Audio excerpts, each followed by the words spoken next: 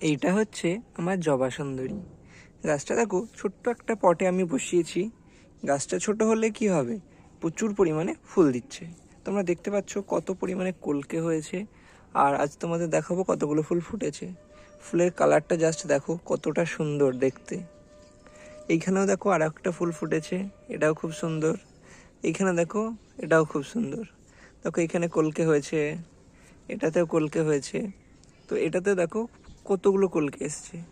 তো গাছ তোমরা ছোট জায়গাতেও করতে পারো এবং ছোট গাছেও প্রচুর পরিমাণে ফুল আসতে পারে যদি সঠিক পরিচর্যা করো। তাহলে ছোট হোক বা বড়, সব গাছেই সুন্দর ফুল দেবে। এখানেও দেখো একটা সুন্দর ফুল হয়েছে। তাহলে দেখতে পাচ্ছ যে একটুখানা ছোট্ট গাছে কত পরিমাণে ফুল দিচ্ছে। আর জবা গাছের পরিচর্যা সেরকম কোনো পরিচর্যার প্রয়োজন নেই, শুধু দুবেলা জল দিতে হবে।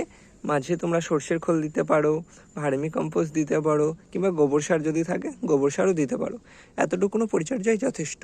আর ওর গোড়াতে যদি কোনো আগাছা থাকে সেগুলোকে তোমরা পরিষ্কার করে দিতে পারো।